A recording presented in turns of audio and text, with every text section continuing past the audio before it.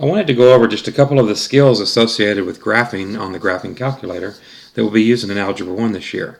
I've already covered some of these in class, and I hope you can go back to this video as needed for your refresher and also before you take your EOC. On the graphing calculator, the y equals button is going to be very popular for graphing. So let's turn our calculator on.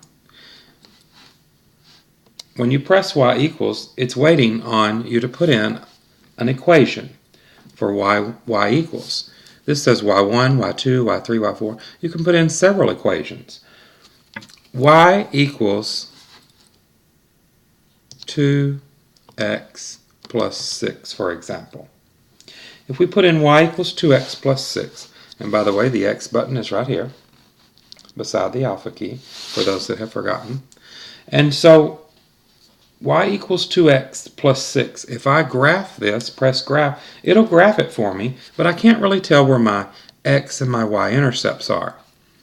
So if I will go to second graph, it will give me a table such as this, and I can go down and find where y is 0. Wherever y is 0, that's my x-intercept, -3. If you look at the graph, where y is 0, x is -3. That's my x-intercept. Now, where x is 0, go back to your table.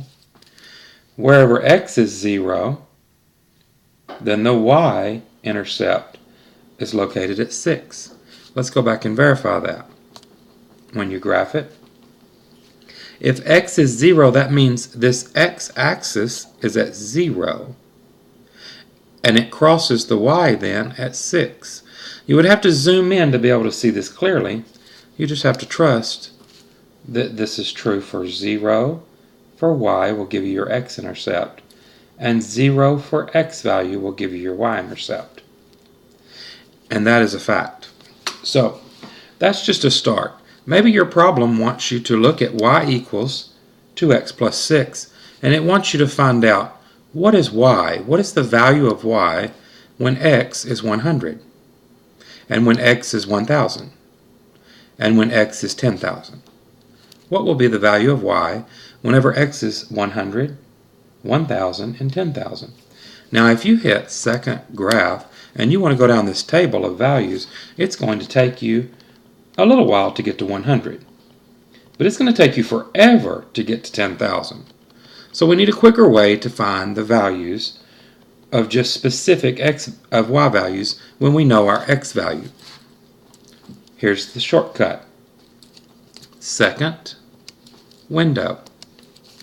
On second window, you have an independent variable. Auto means it's going to tell you every number.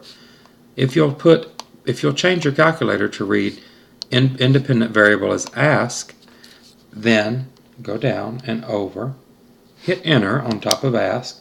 It is now changed and highlighted on ask for the independent variable.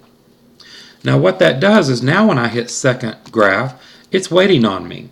It's going to ask me, what do I want for x? Well, I want 10. When x is 10, y is 26.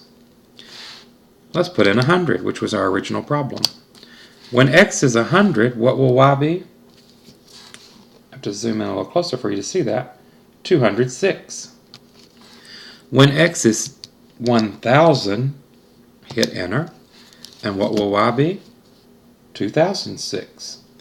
And when x is 10,000, y will be 20,006. There is a pattern going on here, and we'll discuss that in another lesson later this year in algebra. However, I just wanted you to see in this lesson about how to view x values independently and it not show you the whole list that you just have to scroll forever to find your answer in.